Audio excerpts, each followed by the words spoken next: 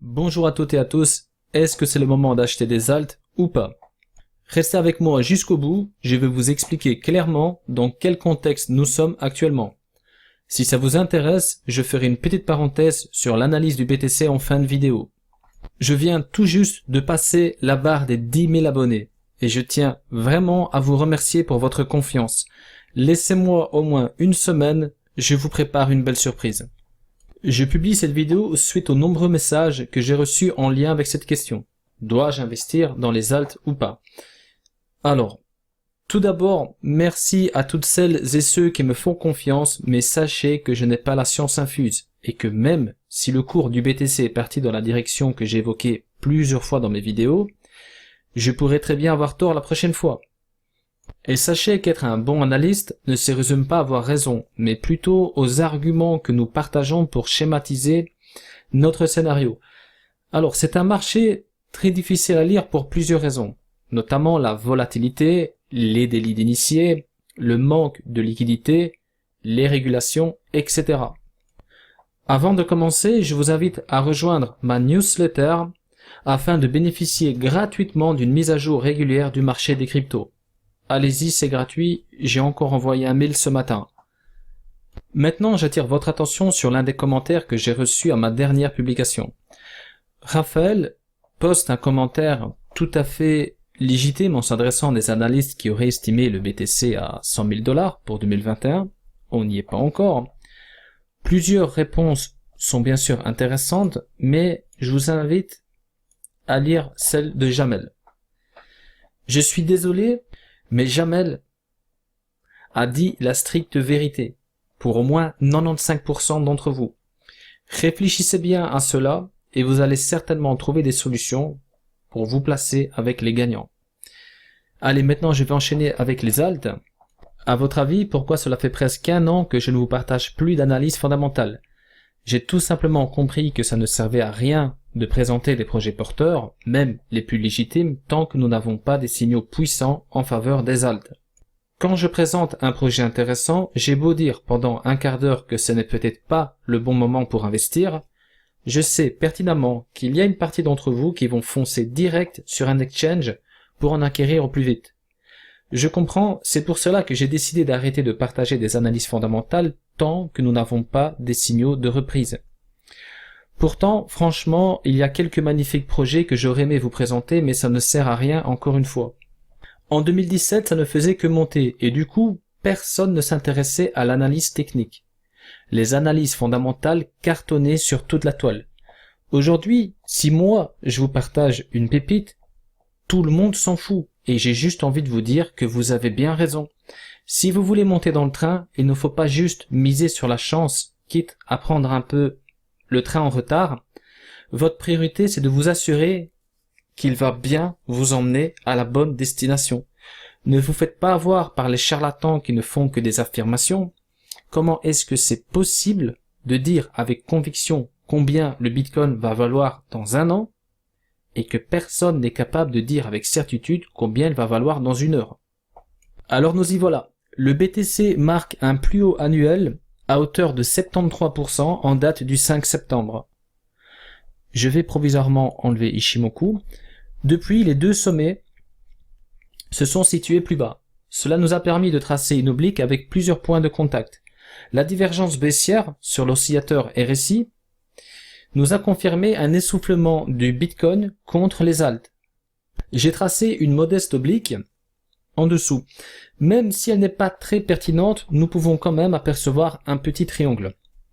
La cassure du triangle nous donnera quelques indices précieux pour la suite de la dominance du Bitcoin. Ça ne sert à rien de sauter en l'air à chaque fois qu'une crypto prend 3% de valeur. Je vais prendre comme exemple XRP. Vous savez tous que je suis sur le coup en mode long terme. Vous avez tous vu la fameuse vidéo choc sur XRP, en faveur de XRP, mais je ne vais pas vous dire à chaque fois que XRP prend quelques cents, ça y est, on est parti sur la lune. Vous n'imaginez même pas toutes les résistances qu'il faut franchir avant de dire avec plus ou moins de la certitude, c'est bon, on a décollé et on va aller chercher des plus hauts historiques. En toute logique, dites-vous que quand le prix d'un actif diminue, c'est soit parce que les gros portefeuilles veulent rentrer dessus, je pense que c'est le cas de XRP et d'une belle petite poignée des projets du marché des cryptos, mais je vous avoue aussi qu'il y a une grosse partie des projets qui vont disparaître. Il y a plusieurs projets dans le top 100, même beaucoup, qui n'ont même pas publié une ligne de code en 2019. Vous vous rendez compte, c'est du grand n'importe quoi. Et tout cela est alimenté par des personnes sans scrupules payées pour vous mettre ces projets en avant. Avant de passer sur le graphique inversé en weekly, on remarque aussi que les taux se resserrent entre la moyenne mobile 50 et 100. La direction que va prendre le Bitcoin contre les alts à l'issue de cette figure sera très intéressante pour faire une mise à jour, j'ai envie de dire objective, sur un éventuel retournement ou pas. Vous vous souvenez certainement de ce magnifique graphique, je vous avais expliqué après avoir fait des recherches que tout le monde voulait acheter des alts au moment où il ne fallait pas, et que tout le monde voulait vendre au pire moment. Il suffit de regarder les vidéos et les articles en lien avec les dates de ce graphique, c'est juste hallucinant. Alors, même chose que la fois passée, on a eu un rebond pile poil sur cette oblique, depuis la vidéo où j'avais parlé exclusivement de la dominance du BTC contre les alts. Ce n'est pas suffisant. Il me faut d'autres signaux qui est à rentrer plus tard. Par exemple, sur le cycle précédent, on a eu un pullback très précis de la Chikou, ici sur la SSB. Voilà, on a eu aussi un passage de la Tenka au-dessus de la Kinjun, on a eu une belle structure qui s'est formée, on a eu un niveau RSI très intéressant en lien avec les dernières impulsions. Donc voilà, on avait plusieurs éléments. Là, qu'est-ce qu'on a? Une oblique. Ce n'est pas assez. On peut très bien passer en dessous. Je trouve que c'est idiot de vous dire maintenant, allez-y, vous pouvez quitter vos avoirs en BTC pour aller sur d'autres actifs, que ce soit LTC, XRP, enfin peu importe, vos petites pépites. Moi, je pense qu'il faut rester prudent. Peut-être que moi, quand je vais vous dire sur YouTube, pour moi c'est parti, c'est go, on va peut-être être à 34, 35, 38, 40, 42%. Voilà. Mais au moins, je vais être sûr et certain que je vais pouvoir placer du lourd.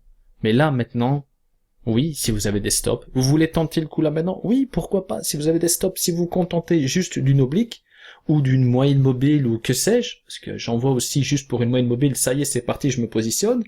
Oui, mais moi, il me faut plusieurs éléments.